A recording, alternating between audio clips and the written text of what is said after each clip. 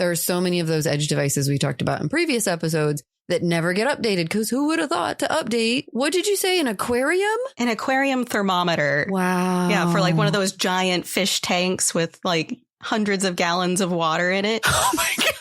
That's great.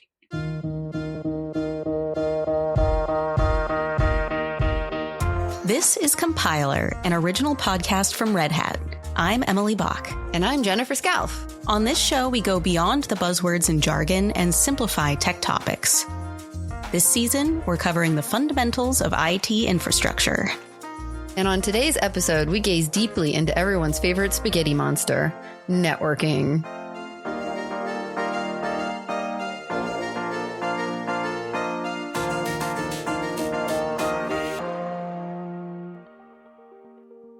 Networks are all around us, connecting our devices to each other and the greatest network of all, the internet. And while many home networks are as simple as plugging in your combo modem and router, enterprise networks are a little more complicated. So today we're going to dive into why enterprise networks are so complex, what pitfalls to avoid, and hear a few tips to help you untangle the potential mess of Ethernet cables in the server room. Jennifer, what's your experience been with setting up network infrastructure? I'm trying to think of a spot within the network I haven't touched at some point in my career or outside in my personal life. I think I've set up just about every kind of open source or proprietary router, switch, anything like in my house in the last 20 some years. And then out in the world at work, or I've watched other people do it. I mean, from taking things out of the box, running the cable. We used to crimp the cables ourselves back in the day. Oh. Like, I don't know if anybody does that anymore, but we used to crimp the cables, to plugging all that in, and then obviously setting up the firewalls. And my last job, the last thing I was doing was actually going into the operating system and configuring the drivers and the kernel modules and all of that. So yeah, I've really been all over on the quote unquote network, as ever anybody wants to define that. Oh yeah, I think anyone who's been involved with networks has some kind of horror story. I know my previous company, we hired a network engineer, and his first day was the day we moved offices. No. And he had to move the entire server room from one building to another. I can't imagine. No, that was, well, that wasn't on purpose though, right? It was before my time there, so I can't be sure, but man, that is a next level cruelty. Threw him right into the fire. But that's what we used to have to do. Now everything is a little bit, and we're going to talk about it, segmented, and there's lots of access control lists and all kinds of ways we separate things out. But back in the day, yeah, you were in the network, you were running the cables, you were doing everything. And then if somebody had to move everything, it was a very manual physical process. Oh, yeah. Had a good amount of upper body strength for some of those old switches. For real. Sometimes you might not really know you need like a specific network engineer until you need one. Oh, that too. Maybe that's what happened. Everybody has their horror stories, and I'm sure we'll hear a few more as we go through this episode too. We spoke with Elle Universal, a senior product marketing manager here at Red Hat, and she started us off by emphasizing the disparity between home and enterprise networks. So essentially, your home network is way less complex than what you'd be setting up for an enterprise, just right off the bat. The complexity is a completely different scale. So your home network serves as a single location with a handful of devices, typically managed by a service provider, whereas your enterprise network supports dozens of different use cases, devices across all different environments. And typically you have a team of people that is responsible for managing all of that. So the best way that I've heard this explained, especially to someone like me who was new to all of this, was, if your home network is a bicycle, it's simple, it gets you where you need to go, and it's easy to fix by yourself. But your enterprise network is your commercial jet. So redundant systems, high capacity, and it requires a specialized crew and standard operation procedures. I think that illustrates it pretty well, actually, going from a bicycle to a commercial jet, because that's a huge jump that really illustrates the difference. What is behind that leap in complexity? I love all of our analogies, and we certainly love our airplane analogies. That has come up pretty commonly, actually. I don't know why. Yeah, but it is a good one. Again, it's a good one. You're going from a few people in a house that just need, maybe they're gaming, maybe they're working from home off and on now. They've got a few laptops, they've got a few tablets, maybe their phone connects at home. You don't always use your data plan at home. To an analogy of a jet. Even if we just put the people on there and they're getting on the network on there, they then are exposing themselves to the other people on the network, the other devices on the network. You're getting perfect strangers coming and going. I mean, I don't know. Maybe somebody throws a party at their house and they also have a number of strangers. So maybe there is some overlap too there. But for the most part, there's specialization. There's the amount of people joining on your home networks. You can get away with having maybe one router and a repeater if you have a 2 or 3 story house living in a condo. Yeah, if you're talking about across a single work site, you might have 4 or 5 different buildings and 100 different people with 7 different devices just from the company alone. So we're getting into a lot more complexity right there. Oh yeah, I think you hit the nail on the head there too. There's also levels of complexity too. Like one building is going to have a much higher level of complexity than like your house, but also like a company like IBM got 100,000 people throughout the globe. That's going to be exponential step above in terms of complexity. Exponential is a great word for it. Exactly. That factorial, you put the little exclamation point at the end. It's all the combinations. And so I think like that level of complexity growing is true for a single network as well. A lot of companies have more than a single office or storefront. When an office is expanding, whether it's 5 or 50 locations, whatever it might be, it becomes a wide area network. And without standardization, so without it kind of being a rinse and repeat of a setup and having essentially a golden standard of how you're configuring these networks, it's going to be impossible to kind of have compliance intact and then also being able to secure or fix these networks. Because if they're all operating differently, then the team that is responsible for kind of keeping everything up and running the way it needs to be is going to have to be sorting through all these different like standards or best practices and know how each one runs versus saying, nope, everything should run exactly like this. And if it doesn't, then that's the problem. So it kind of helps maintain those networks by having that essentially golden standard of setup and configuration. Standardization strikes again. We talked about this in the infrastructure episode too.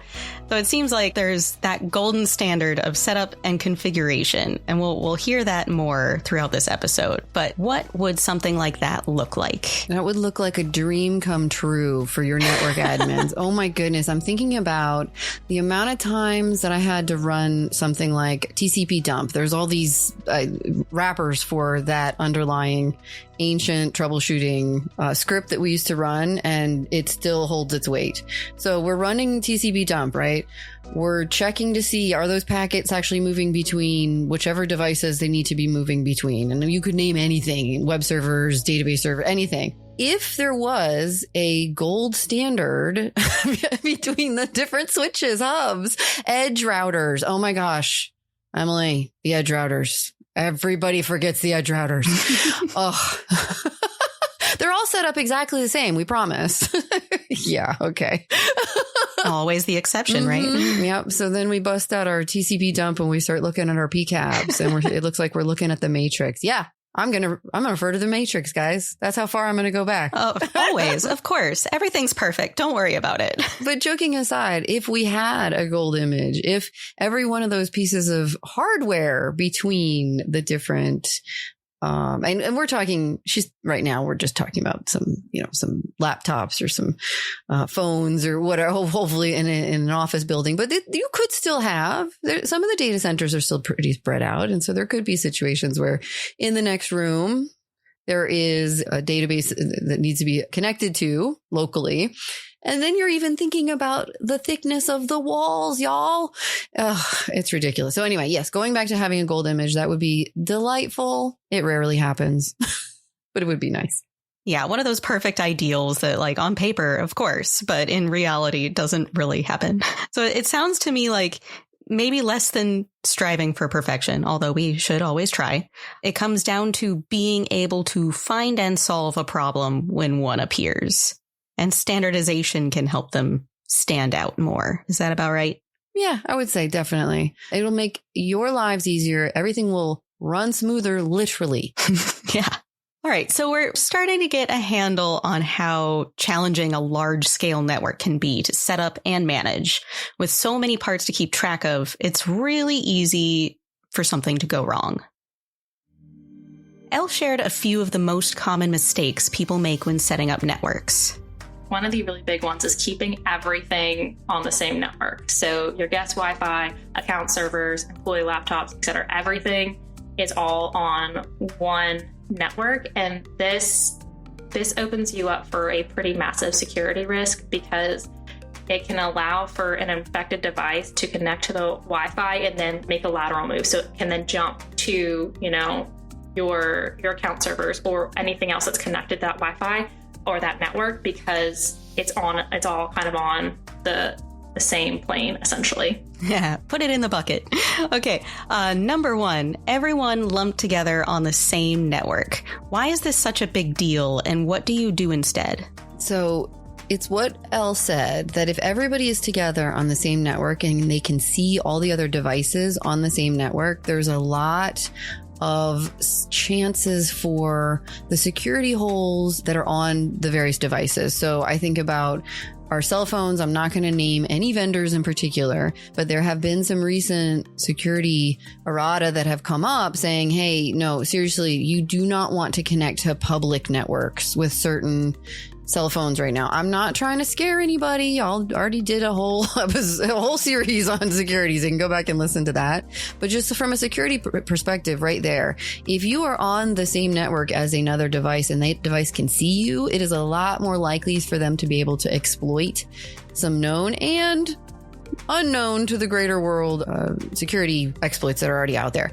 The other thing that I haven't seen brought up recently, but I want to bring it up because I think it's important for folks running the hosts, is if you're not separating and putting firewalls and whatnot between your development environments and your production environments, you are going to open yourself up to a world of hurt. And now we're talking about Wi-Fi right now. We're talking about laptops, but I want to talk hardwired also, just a moment, that if there isn't some kind of firewall between your UDev environment, your production environment, your straight up development environment, I'm speaking from a deep pain inside of me, remembering something that happened to me long ago in my career, where a production website connected to the development dev server or vice versa, and someone upgraded and it took down both. Because they meant to upgrade the development site, it connected to the production website. The production website thought it was connecting to the production It was a whole mess. So anyway, check your firewalls, folks. That's what I'm saying. Check your firewalls. Yes. Always make sure your environments match for sure. It kind of goes both ways too. Because I think what you were touching on was an insecure network can be a threat to you on your device.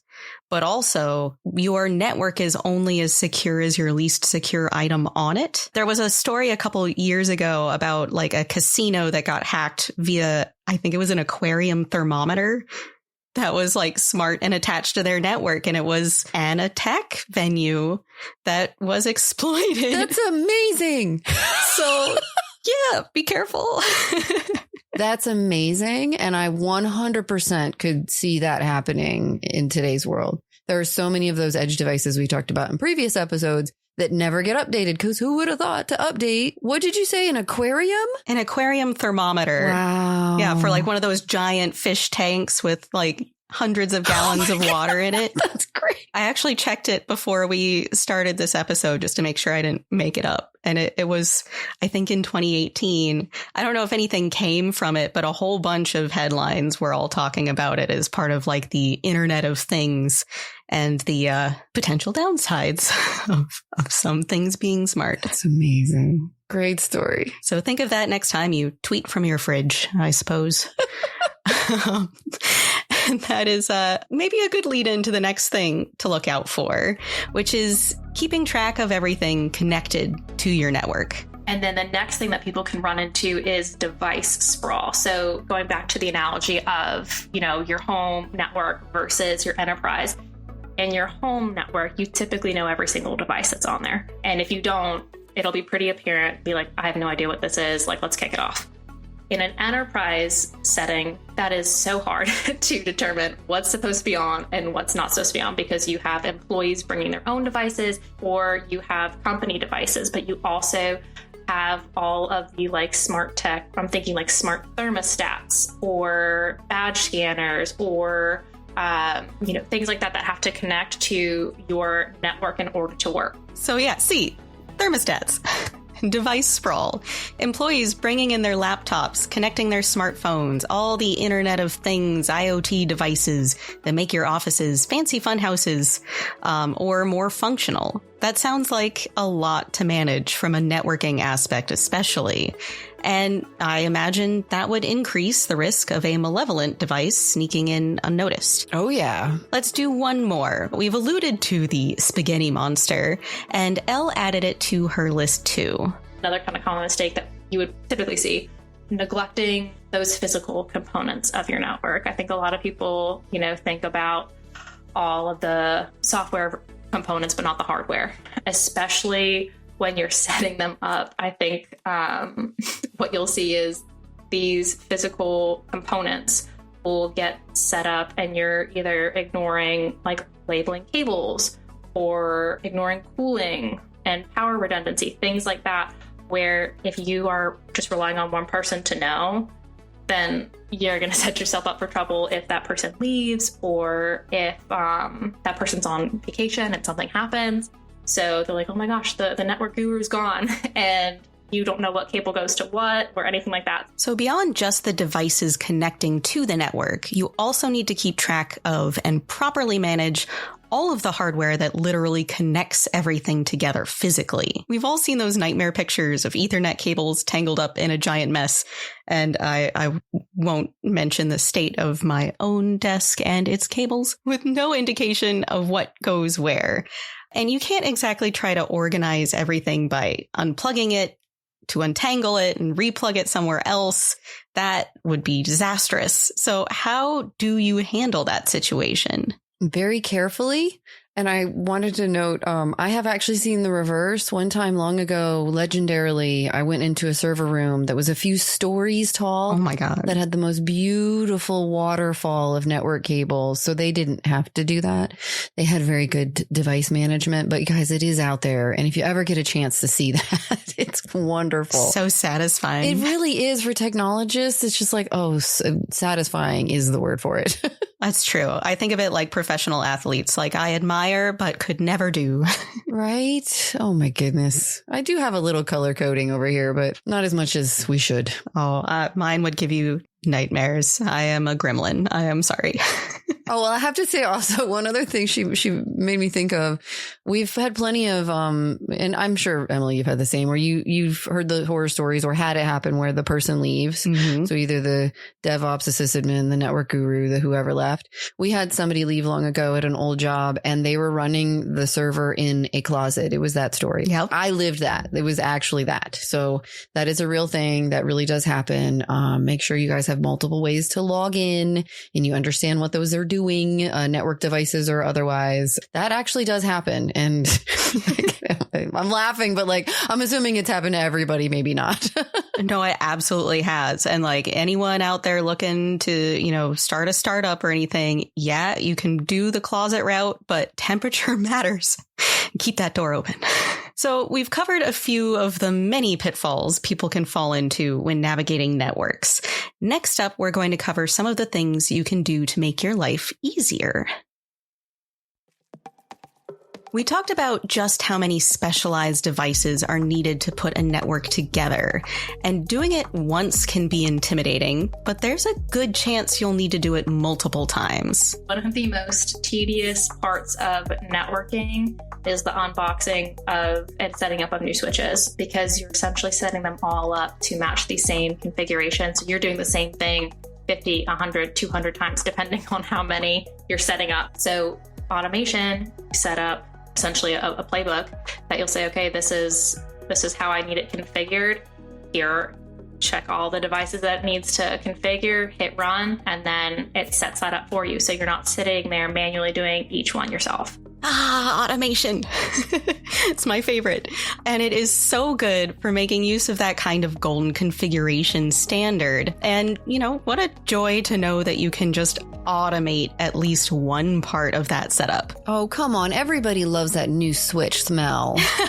Don't they? I love pulling that thing out of the first time, the second time, definitely not the 50th time. Definitely. Yeah. Once you get real proud of yourself for being able to set up that playbook, let's be honest. And I will say it, Emily, because Ansible is amazing. Okay. I'm so biased, but yes. Not at all. But once you set it up and it works, it's perfect. It's lovely. Nobody touch anything. It's so satisfying. Again, we're going back to the word satisfying. All the kids love these days. But yeah, because it does. It gets very tedious. And there's a human error. You can introduce all kinds of human error. So it's fabulous. Having done many a very tedious task manually, it is not possible to completely avoid user error. And automation is very good at avoiding human error. Even when everything is set up properly, it's pretty likely that your admins will need to make changes when problems come up or you need to move offices or upgrade your equipment. It's gonna happen. So in that large network that you have, it's very easy for configuration drift to happen. So someone can change a password or open up a new port for a quick fix and they forget to close it or whatever it is. But I've talked to a lot of customers that find this super helpful and use this, but either every night or every morning, a automated script will run and it will compare the switch's current settings to, the golden standard or the golden configuration that they have set up. And it will flag any discrepancies that they see. And then from there, if they have it set up or implemented, you could also automate that remediation and automatically overwrite essentially what the error is and fix it to make it compliant before anyone logs back on and sees it. Erase the evidence. Not really erase the evidence, but fix the problem automatically. Elle mentioned some of these systems even can use AI to identify and remediate deviations from that gold standard. How would someone set up something like this? Well, now I definitely know we're using more of a predictive AI agents that are out there. I've seen some. I myself have not coded them yet. I've coded other AI agents. Yes, we have to say that. We're beholden to say that, but we have. But they're more predictive, I would say, and some of the scripts and things that we've written in the past. I'm laughing. I just need to say just for a second before I get to the generative. I'm laughing because of how many times, and one in particular I can think of where she said that they just compared the differences and maybe made a report like, hey, somebody made changes either on the servers themselves or on the switches. Here are the changes that were made. And people do that, by the way, for all kinds of reasons. Yeah. We talked a couple episodes ago about if you introduce a new application, something's going to change. You're not using the standard gold image anymore, right? And so there's a lot of reasons it's legit. However, the place that I was at one time would just change it back. They would run. So if a machine was rebooted, it had to be virtual machines by this point. If it was rebooted, it would boot with one configuration and then about 10 minutes later would just change to whatever the golden image was. You see, there was a delay and things would work for the 10 minutes. The 10 minutes would go by. The script would change. Yeah. The configuration. You see where I'm going this, right? It would just do it. It wouldn't give a report or anything. It would just do it. Yeah. So anyway, I thought that was really funny. And it just took me back again to yet another, oh, wow, she's really touching on history, bringing up sore spots, but also things to learn from. So I could think of 1,000 ways that the predictive AI models that are out there now could help with that. And also some of the more creative things we could probably do with generative AI. We had to have humans going in there. We had to run, once again, we had to be running our TCP dump. Oh, my heart. And reviewing those PCAPs. I don't know. Have you ever had to do anything like that, Emily? No, thankfully not. It's so fun. Come with me sometime. I can't remember what the new interfaces are called, but we see something called Ethereal. It was so, look, what a name, you know? Mm-hmm. But we could create agents that do that generative. I mean, these things are all based off of our brains from like 20 years ago, I swear. So we could do it, and really save ourselves a lot of time and a lot of, wait a minute, wasn't it set differently last week? Wait, there is a gold image. Why is it different now? And then why would someone change it? And because that's what we had to do. Well, and silently in the background, just slowly driving you mad. I don't know what all these applications do, but we could have an AI agent that could, right? You could have all that information in there. I'm trying to think of the positive. We do tend to sometimes dwell on the negative in my world, but on the positive side, you could have agents that know a lot more about different types of applications than the humans running the network could fathom. And they could understand why those changes might have been made instead of just, it was changed. Oh no, bad. Yeah. Or even know if those changes are potentially harmful versus necessary. Mm-hmm. There's a very fine line. Very, very fine line. And honestly, humans struggle to find it without all the context anyway. But it was, as long as we're dreaming of impossible things, that would be a fun one to have. As with anything that's automated or handled with AI, Elle emphasized the importance of having both contingencies and limits. Those fixes that you put into place also have guardrails. So you will make sure that whatever automated or remediated response also fits certain parameters. And a lot of times, companies, when they're implementing this, they'll make sure that the automated or the remediated change gets flagged with a team member. So they actually go back and check and say, okay, yep, this was remediated. Everything looks good. Or if by an off chance something doesn't, it's still flat. So there's still a human there checking it and making sure that it was done correctly. So it's not just kind of letting everything go into the wild, wild west. Yes, automation and AI both are very, very powerful things, and they can go very powerfully in the wrong direction without at least a little bit of oversight. Just like humans. Just like humans. Every once in a while, you got to make sure everybody's on the same page. So those were the guardrails that we were talking about, right? We have this generative AI, we have predictive AI, we have all kinds of different scripts, automation from even without AI that are comparing between gold images and whatever changes might have been made. A human probably should be in there looking to see and deciding, should that change stick? If so, add it to the gold image. If not, have a conversation with whoever made that change. Or at least allow the exception. Because like there is such a thing as too strict of guardrails too. Like in that scenario we were talking about where you make that change and 10 minutes later it is just magically undone with no indication to you. Like there's a balance to be struck, I think. Those poor sysadmins. Oh, I remember that. They said, we didn't know. I'm sorry. They brought me in to troubleshoot and work on it. Are you sure you didn't change anything? We didn't change anything. Are you sure you didn't change anything? So also log it all, folks, please. Yes, that's the other thing is all of that should be logged and audited, you know, the change that you made and then the change it made it back. Should always be able to find, you know, why and how something happened and when. Otherwise, you have a really good story to tell about 15 years later. Pretty sure I would be able to convince myself that the computer had come to life and was actively making my life difficult. Well, now we kind of can to a certain... No, not yet. We're not quite there yet. Not yet for real, but it is becoming a very convincing facsimile. And I think, you know, based on everything that we've said so far, there is no escaping entirely the network tangle in the enterprise space, but there are some great ways to make it work for you. We covered a fair bit about networking today, the complexity, the scale, and some of the biggest mistakes you can make when tangling with the Wi-Fi wizards. With our limited time, we only got a quick glance of what's out there, but there's a lot in your favor if you know where to look. Make sure to hit us up on social media at Red Hat and use the hashtag #CompilerPodcast. And that does it for this episode of Compiler. This episode was written by Johan Philippine. Thank you to our guest, Elle Universal. Compiler is produced by the team at Red Hat with technical support from Molly Brock.